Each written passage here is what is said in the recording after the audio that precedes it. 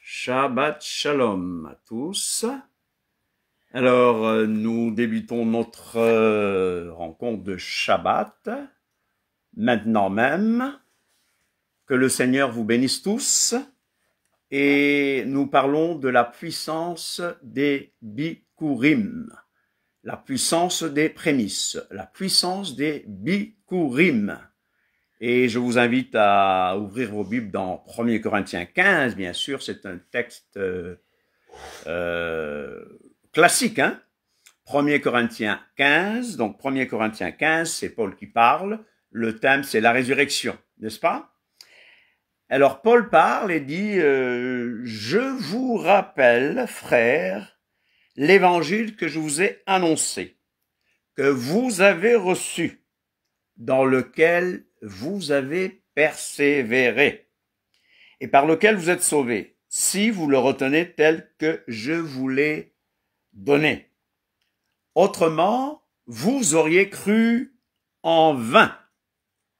Je vous ai enseigné avant tout, comme je l'avais aussi reçu, que Mashiach est mort pour nos péchés selon les Écritures. » Donc il faut dire à quelqu'un, c'est mon habitude, il faut dire à quelqu'un que Mashiach est mort selon les Écritures. Ça n'a pas été un plan qui n'a pas marché, c'était planifié, c'était le plan éternel même de Dieu qu'il meurt pour nos péchés selon les Écritures. Qu'il a été enseveli et qu'il est ressuscité le 3e jour selon les Écritures. Et qu'il est apparu à Képha, Pierre, puis aux 12. Ensuite, il est apparu à plus de 500 frères à la fois, dont la plupart sont encore vivants, et dont quelques-uns sont morts. Ensuite, il est apparu à Jacques, puis à tous les apôtres. Ensuite, il est apparu, après eux tous, il m'est apparu aussi à moi comme à l'avorton. Mais je vais mettre l'accent, il y a des choses qui viennent après, mais après, au verset 20, de 1 Corinthiens 15, Paul dit « Mais maintenant, Mashiach est ressuscité d'entre les morts. Il est les prémices de ceux qui sont morts. Il est les prémices. » Et le mot prémice ici, c'est le mot Bikurim. Tout le monde dit Bikurim. Je parle de la puissance des Bikurim. Bikurim, c'est les premiers fruits. Alors, on ne peut pas parler de la résurrection de Mashiach, qui est les prémices de ceux qui sont morts, sans ne pas parler de l'offrande d'orge. Nous allons ouvrir nos Bibles dans Lévitique 23. Dans Lévitique 23, un texte que nous avons déjà vu cette semaine, l'offrande de l'orge, l'offrande de la gerbe d'or, l'offrande de l'homère, l'offrande donc de l'homère. Alors vous connaissez le passage, Lévitique 23 à partir du verset 10. Lévitique 23 à partir du verset 10.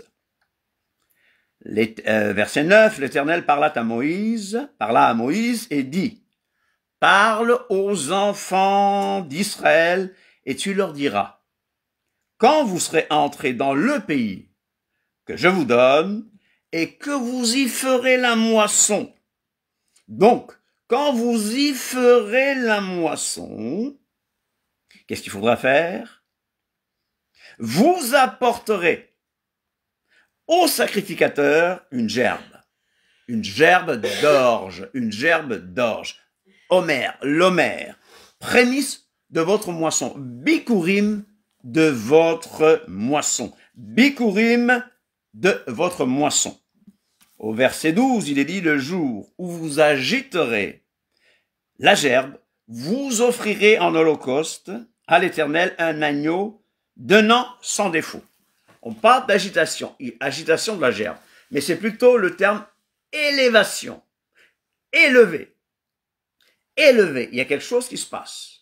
Parce que je vous rappelle qu'après le Shabbat, dont on parle, du Shabbat de la semaine des pains sans levain, le Shabbat hebdomadaire, on envoyait un groupe d'hommes, ils étaient 3 environ, pour aller déjà cueillir certaines choses.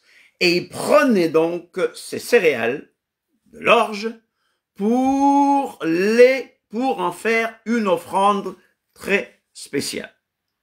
Vous suivez? Mashiach est ressuscité d'entre les morts. Il est les prémices, il est les bikurim de ceux qui sont morts. Je vous ai rappelé que Mashiach n'est pas ressuscité le dimanche matin, mais à la fin du Shabbat. Et exactement au moment où ces hommes étaient envoyés chercher ces céréales qui allaient servir d'offrande. Vous voyez que c'est prophétique. Je vous rappelle des choses que vous savez déjà. Il est mort à Pessah. Il n'est pas mort à Pâques. Non, pardon. Excusez-moi. Il est mort à Pessah, il est mort à Pâques. Il n'est pas ressuscité à Pâques, c'est ce que je voulais dire. Il est mort à Pessah. Il est mort à la Pâque de l'Éternel. Ce 14 Nissan. Et qu'est-ce qui s'est passé? Donc le soir, le 15, commençait le premier jour des pains sans levain.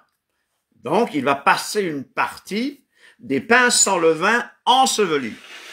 Mais à la fin du Shabbat, donc qui tombe dans cette semaine, Shabbat hebdomadaire, il ressuscite. Il se lève d'entre les morts. Donc tout est prophétique. Il meurt selon les Écritures. Il ressuscite selon les Écritures. Rien n'échappe à la sagesse divine. Tout était déjà planifié. Vous comprenez? Il est les prémices de ceux qui sont morts. Les premiers fruits. Les bikurim, réchit de ceux qui sont morts. Alors un texte que j'aime beaucoup, qui est un texte classique aussi pour cette période de résurrection, c'est ce texte qu'on a dans Jean. On va dans Jean, vous avez Jean, ce que Jean nous enseigne sur la résurrection. D'accord? Vous êtes là? Nous allons dans Jean. À partir un passage qu'on aime beaucoup, un passage qu'on cite beaucoup, c'est bien sûr Jean 20. Dans Jean 20, j'aimerais qu'on lise Jean 20. Je rappelle que Yeshua est ressuscité à la fête des Bikurim, pas à Pâques, pas à la Pâque. Et je vous rappelle que Pâques avec S n'existe pas dans les évangiles. Pâques avec les œufs en chocolat, Pâques, des petits lapins, tout ça, ce n'est pas biblique. Ce que nous voulons, c'est revenir au texte de la parole de Dieu. Et là, on est sûr de ne pas se tromper. Alors, dans Jean 20, texte classique, bien sûr, dans Jean 20, résurrection de Yeshua Mashiach, ok? Au verset 1, le premier jour de la semaine, Marie ou Myriam de Magdala se rendit au sépulcre dès le matin. Comme il faisait encore obscur, et elle vit que la pierre était ôtée du sépulcre. Alléluia. Elle courut vers Shimon Képha, Simon-Pierre, et vers l'autre disciple que Yeshua aimait, donc Jean, et leur dit, ils ont enlevé du sépulcre le Seigneur, et nous ne savons pas où ils l'ont mis. Vous connaissez les théories antichrist qui disent que Mashiach n'est pas vraiment ressuscité, mais que ses disciples avaient volé le corps. Ça ne tient pas la route. Voler un corps, puis mourir pour un mensonge. Impossible. Ah non, ce sont les pharisiens qui ont volé le corps. Mais quand on a proclamé qu'il était ressuscité, pourquoi est-ce que ces pharisiens n'ont pas dit « Voilà le corps !» C'est Joseph d'Arimathée qui a volé le corps. Mais le sépulcre était très bien gardé, souvenez-vous. Oh non, mais c'est Judas qui a été crucifié à sa place. Ça, c'est la théorie des musulmans. Une théorie qui vient bien après, basée sur un faux évangile. Alors, sachez que Yeshua est vraiment ressuscité des morts. La résurrection La résurrection, je dis bien, est un fait historique. Il n'y a rien à dire. Ce disciple ne serait pas mort pour un mensonge. Je reviens au passage, à la fin du verset 2 de Jean 20. Ils ont enlevé du sépulcre le Seigneur, et nous ne savons où ils l'ont mis. Képha et l'autre disciple, Képha et Yohanan, donc Képha et Jean, sortirent et allèrent au sépulcre. Ils couraient tous deux ensemble. Mais l'autre disciple, Jean, Yohanan, courut plus vite que Pierre. Ah, c'est bizarre quand même, parce que Pierre, l'impétueux, se fait dépasser par ce disciple de l'amour. Il arriva le premier au sépulcre. Jean arrive le premier au sépulcre. S'étant baissé, il vit les bandes qui étaient à terre. Les bandes étaient à terre. Cependant, il n'entra pas. Je ne sais pas si vous aimez regarder dans les sépulcres, dans les tombes. Il faut être un peu bizarre. On est toujours tenté de jeter un coup d'œil là où il y a un trou, n'est-ce pas? Mais lui, il n'entre pas.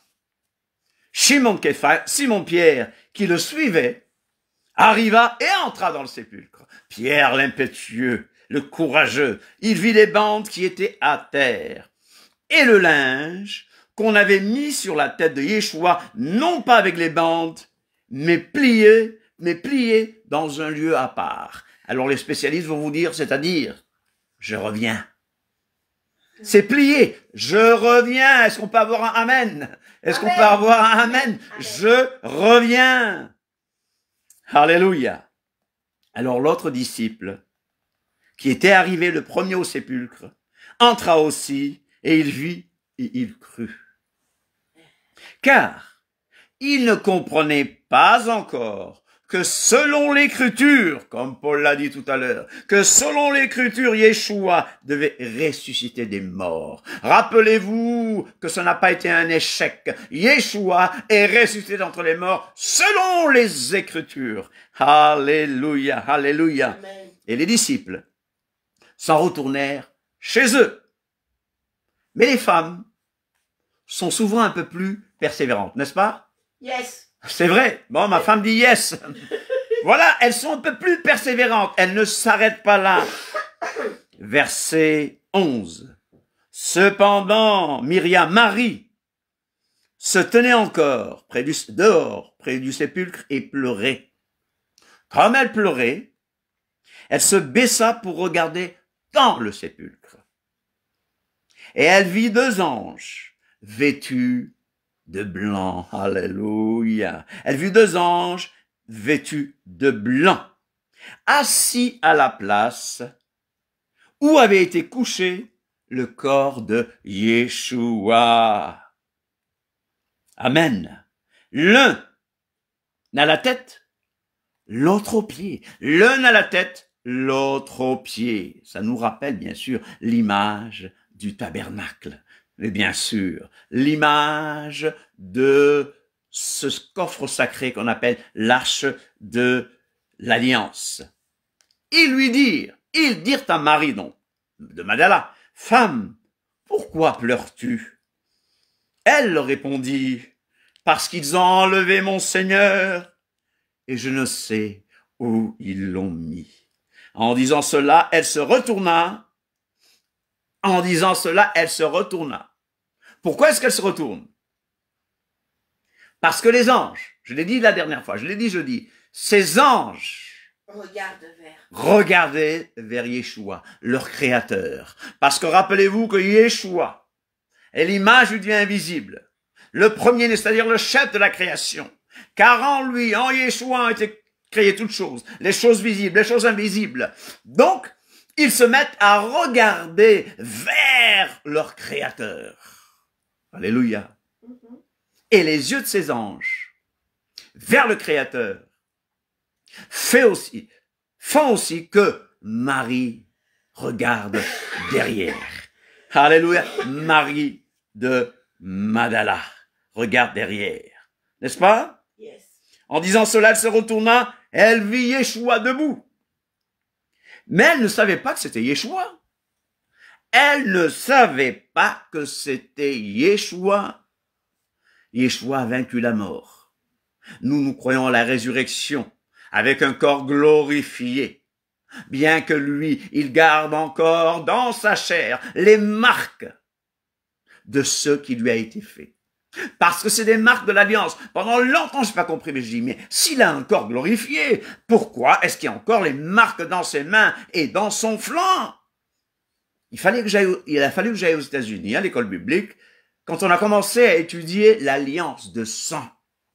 Ah! Et là, j'ai compris pourquoi ces marques étaient sur le corps de Yeshua.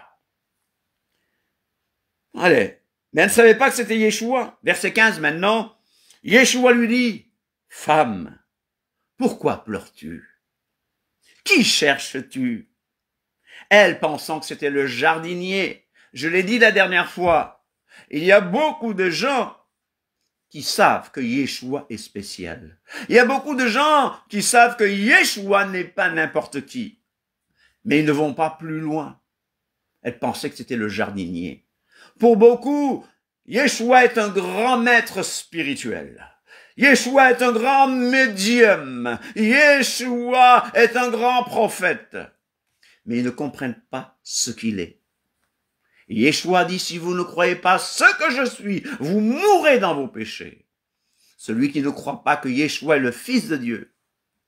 Fils de Dieu, comme ça se comprenait de ce temps, Fils de Dieu, c'est la manifestation corporelle de la divinité. Fils de Dieu, c'est l'apparition sous forme humaine d'Akadosh Baruch Hu. Fils de Dieu, c'est la révélation du Dieu créateur. Si vous ne croyez pas ce que je suis, vous mourrez dans vos péchés. Oh, un grand maître, un grand médium, un grand prophète, un grand gourou. Elle pensait que c'était le jardinier. Elle pensait que c'était le jardinier, lui dit, Adon, Seigneur, si c'est toi qui l'as emporté, dis-moi où tu l'as mis, et je le prendrai. Je savais pas quelle taille il avait, hein. Mais une femme qui va dire, je vais aller le prendre. Quelle détermination, quelle foi. Je savais pas si elle était grande. N'oubliez pas que Yeshua avait chassé 7 démons de cette femme. Mais elle dit, je vais aller le prendre. Yeshua lui dit, Myriam, Marie. Elle se retourna et lui dit en hébreu, Rabouni, Rabouni, c'est-à-dire maître, Rabouni, Alléluia. Et qu'est-ce que Yeshua lui dit? Ne me touche pas. On a expliqué, ça ne veut pas dire ne me touche pas, mais ne t'accroche pas à moi. Ne t'accroche pas à moi, car je ne suis pas encore monté vers mon Père. Mais va trouver mes frères et dis-leur que je monte vers mon Père et votre Père. Et qui lui avait dit ces choses? Vers mon Dieu et votre Père. Marie de Magdala alla annoncer aux disciples qu'elle avait vu le Seigneur et qui lui avait dit ces choses. Je vais monter vers mon Père. Pourquoi est-ce qu'il doit monter? Je vous l'ai dit, c'est un rappel de jeudi. C'est la fête des Bikurim. L'offrande des Bikurim, c'était comment? Il prenait ses céréales de l'orge, donc il broyait, ils y mettaient de l'huile, etc., etc. C'était de manière compacte. Et on entend souvent dire agiter, agiter. Mais en fait, il l'élevait. Ça nous rappelle la résurrection de Yeshua. Alléluia. Yeshua s'est levé d'entre les morts. Non, la mort n'avait pas de pouvoir contre lui. On a dit que, on dit, hein, c'est pas dans la Bible, on a dit que l'Éternel a créé le monde avec son doigt. Mais que pour ressusciter Yeshua d'entre les morts, il a fallu qu'il utilise son poignet. Donc, il a fallu plus de pouvoir, plus de puissance pour ressusciter Yeshua d'entre les morts. Pourquoi? Parce que toutes les puissances des ténèbres étaient contre cette résurrection.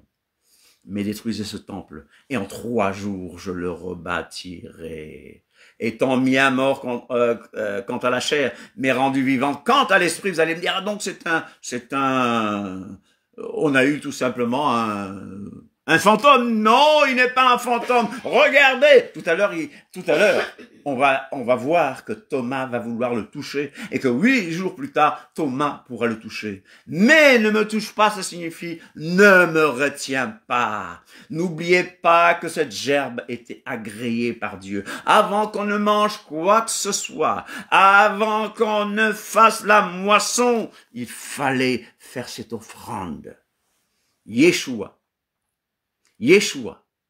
est les prémices de ceux qui sont morts. Yeshua est les premiers fruits. Il n'est pas le premier à être mort. Il n'est pas le premier à être ressuscité. Mais il est le chef de toutes choses. Il contrôle toutes choses. Je vais monter. Donc là, il effectue une première montée en esprit. Parce que, je vous rappelle que personne n'est monté au ciel, vous savez? Est-ce que vous savez que Yeshua a dit que personne n'est monté au ciel? Le savez-vous? Personne n'est monté au ciel. À la Pentecôte, Pierre va dire que David n'est pas monté au ciel. Élie et Enoch, ils ne sont pas montés au ciel. On le verra une autre fois. Parce que Yeshua dit que personne n'est monté au ciel, si ce n'est le Fils de l'homme qui est dans le ciel. Cette offrande a été acceptée, agréée, alléluia, agréée, acceptée. Yeshua,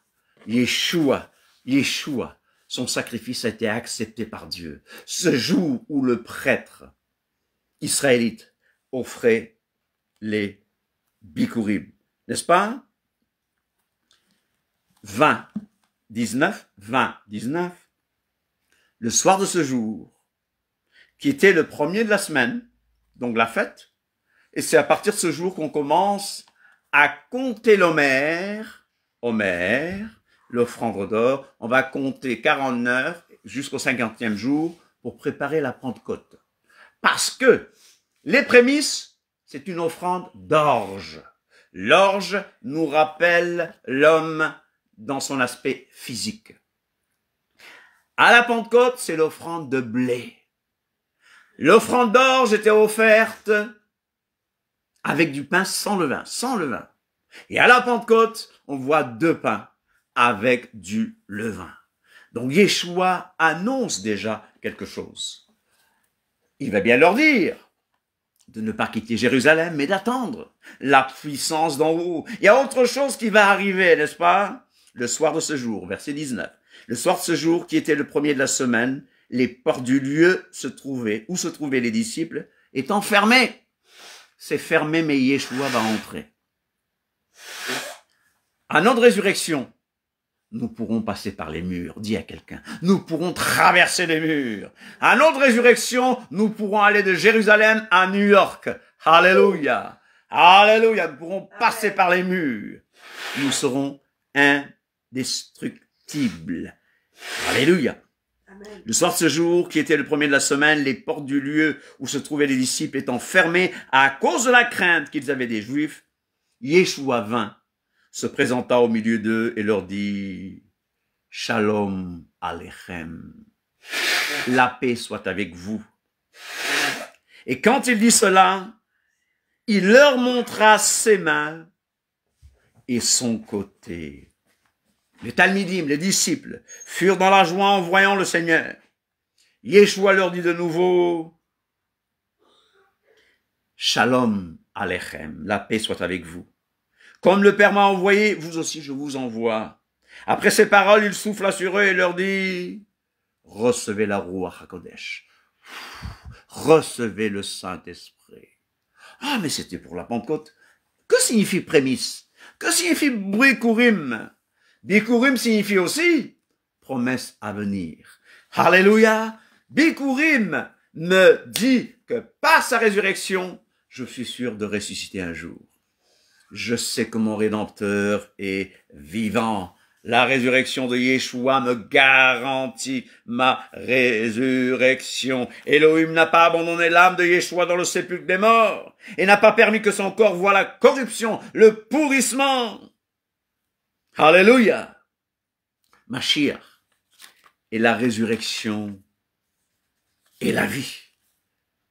Honore l'Éternel avec tes biens et avec les prémices de tout ton revenu. Pourquoi? Parce qu'il y a une puissance dans les prémices. Les prémices sanctifient le reste de la récolte. C'est comme la première pâte pour Shabbat, le challah, qui va sanctifier le reste. C'est comme les racines, Abraham, Yitzhak et Yaakov, qui sanctifient tout un peuple.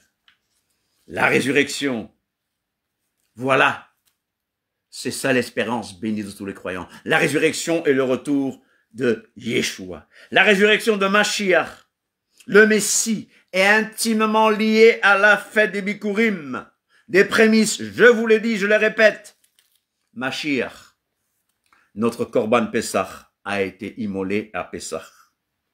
Mais à Bikurim, il se lève d'entre les morts. Et conformément à ce que la Torah avait prescrit, l'offrande de l'orge.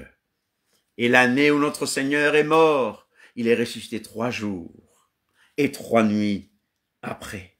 En fait, Mashiach est ressuscité des morts. Il est les bikurim, il est les prémices de ceux qui sont morts. Il est les premiers fruits. J'attends le retour de Yeshua, parce que je sais qu'à son retour, il me ressuscitera. Il me relèvera d'entre les morts si je suis mort. La mort n'est pas naturelle, vous savez?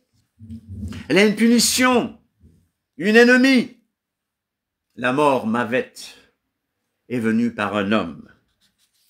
Tous meurent en Adam, à cause du péché d'Adam. Et le jour où tu mangeras de l'arbre de la connaissance du bien et du mal avec certitude, mot tamut, mot tamut, mot tamut, tu mourras sûrement. Il n'y a rien de plus incertain que la vie. Il n'y a rien de plus sûr que la mort. Le salaire que paye le péché, c'est la mort. Il y a 3 sortes de morts, vous le savez, la mort physique, la mort spirituelle, la mort éternelle. Mort qui veut dire séparation. Je sais une chose, mon espérance, c'est pas la mort, parce que les morts ne savent rien. Abraham ne nous connaît pas, c'est pas les morts qui te louent. Donc, mon espérance, c'est la résurrection. J'attends le retour de Yeshua. Chers amis, oui, la mort n'a pas eu le pouvoir de le retenir. Chers amis, sachez une chose, il est là, il nous promet, il nous a promis le Saint-Esprit. Il nous a ressuscité d'entre les morts, spirituels, et maintenant nous attendons son retour. Verset 25, les autres disciples lui dirent donc, nous avons vu le Seigneur à Thomas. Mais il leur dit, si je ne vois dans ses mains la marque des clous, et si je ne mets mon doigt dans la marque des clous, et si je ne mets pas ma main dans son côté, je ne croirai point. 8 jours après, les Talmidim, les disciples de Yeshua, étaient de nouveau dans la maison et Thomas se trouvait avec eux. Yeshua vint, les portes étant fermées, se présenta au milieu, les portes étant fermées, alléluia, et dit, Shalom Alechem, la paix soit avec vous. Puis dit à Thomas, avance ici ton doigt et regarde mes mains, avance ici ta main et mets-la dans mon côté, et ne sois pas incrédule, mais crois. Thomas lui répondit, Adonai Elohai, mon Seigneur et mon Dieu. Parce que tu as vu, tu as cru. Heureux ceux qui n'ont pas vu et qui ont cru. Yeshua me garantit la résurrection. Mon espérance n'est pas la mort. Je n'ai pas été créé pour mourir, vous le savez. Tu n'as pas été créé pour mourir. Tu as été créé pour vivre éternellement. Mais le seul moyen de vivre, c'est que tu viennes à Yeshua, que tu le reconnaisses comme Seigneur et Sauveur. La femme de Job, vous vous souvenez, lui disait, tu demeures ferme dans ton intégrité, maudit Elohim et meurs. Mais Job lui a dit, mais je sais que mon Rédempteur est vivant, mon Rédempteur Goali, mon Goël, mon Rédempteur est vivant. Mon Rédempteur chai, Yeshua chai, et qu'il se lèvera, le dernier sur la terre, afar, poussière. Quand ma peau sera détruite, il se lèvera. Quand je n'aurai plus de chair, bassar, je verrai Elora, je verrai Dieu. Ce que je dis, frère, dans le passage que nous avons utilisé pour commencer, ce que je dis, frère, c'est que la chair et le sang ne peuvent hériter le royaume de Dieu et que la corruption n'hérite pas l'incorruptibilité. Tu as besoin de naître de nouveau, j'ai besoin de naître de nouveau, je suis né de nouveau. Et je sais que toi aussi tu es né de nouveau. Notre cité à nous est dans les cieux. D'où notre cité à nous est dans les cieux. D'où nous attendons aussi comme Sauveur et Seigneur. Et Paul le disait après avoir dit, afin de le connaître, de connaître la puissance de la résurrection et la communion de ses souffrances. Jeudi, nous avons parlé de Gethsémani, la communion de ses souffrances, de son agonie, mais aussi de sa mort lente sur la croix. Nous avons donc lu que c'est par un homme qu'est rentré le péché, mais que tous qui sont sauvés revivront en Mashiach. Car je vis et vous vivrez, alléluia, car je vis et vous vivrez ma résurrection ou ma transformation s'il vient avant ma mort. J'espère qu'il viendra avant ma mort, hein. N'est-ce pas? Il y a ma femme qui rit. Vous allez dire, mais Paul a déjà dit ça. On peut toujours espérer. Mais, je sais une chose, que je serai transformé un jour. Amen. Alléluia. Ouais. Que tes morts revivent. Que mes cadavres se relèvent. Réveillez-vous et tressaillez de joie, habitants de la poussière. Car la rosée est une rosée vivifiante et la terre redonnera le jour aux ombres. Plusieurs de ceux qui dorment dans la poussière de la terre se réveilleront, les uns pour la vie éternelle, et malheureusement les autres pour l'opprobre, la honte, pour la honte éternelle. Daniel 12, 2. Tous ceux qui sont dans les sépulcres, entendront la voix de Yeshua et en sortiront. Alléluia! Ceux qui appartiennent à Mashiach ressusciteront lors de son avènement. 1 Corinthiens 15, 23. Car le Seigneur lui-même, un signal donné à la voix d'un archange, et au son du chauffard d'Élohim, descendra du ciel, et les morts en Mashiach ressusciteront premièrement. Le chauffard sonnera bientôt, le chauffard sonnera et les morts ressusciteront incorruptibles. C'est la première résurrection. La deuxième résurrection, c'est la résurrection des impies. Heureux dès à présent, c'est-à-dire bénis dès à présent. Heureux et saints ceux qui ont part à la première résurrection. La seconde mort n'aura point de pouvoir sur eux. Alléluia, alléluia, la mort éternelle n'aura point de pouvoir sur eux. Mais ils seront sacrificateurs d'Élohim et de Mashiach. Et ils régneront avec lui pendant 1000 ans. C'est pas seulement 1000 ans. Après descend du ciel la Jérusalem céleste. Nous savons que cette terre va passer à travers le feu, mais que nous allons vivre pour l'éternité. Quand Yeshua remettra le royaume à celui qui est Dieu et Père. Alléluia, un corps nouveau, un corps recréé. On va nous reconnaître. Ce ne sera pas ennuyeux. Nous ne serons pas là sur des nuages comme certains le croient, de manière ennuyeuse. Non, nous serons ressuscités. Alléluia. Incorruptibles. Plus de maladies. Plus de souffrance. Amen. Allez, dis-le fort. Plus de maladies. Amen. Je suis malade du soir. Voilà. Que l'Éternel te donne une guérison spéciale, une puissance de guérison par ses bikurim. Amen. Nous ne mourrons pas tous, mais nous serons tous changés. Alléluia. Alléluia. Au retour de Yeshua, les croyants vivants ne dévanceront pas ceux qui sont morts.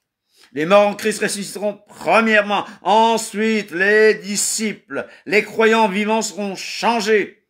Et ils seront tous ensemble enlevés avec les morts ressuscités sur des nuées à la rencontre de l'Adon, Yeshua dans les airs. Ainsi, ils seront toujours avec le Seigneur. Les autres morts ne reviendront à la vie qu'après le règne de Meshiach de 1000 ans. Ils ressusciteront pour la honte éternelle. Alors en terminant, je vais te dire, tu vas ressusciter pour la vie ou pour la honte éternelle? Il est bon, pour la vie, amen. Il est bon de prendre un nouveau départ. En cette fin des pains sans levain, en cette fête de Bikurim qui va commencer au coucher du soleil, pour dire, Mashiach est ressuscité d'entre les morts.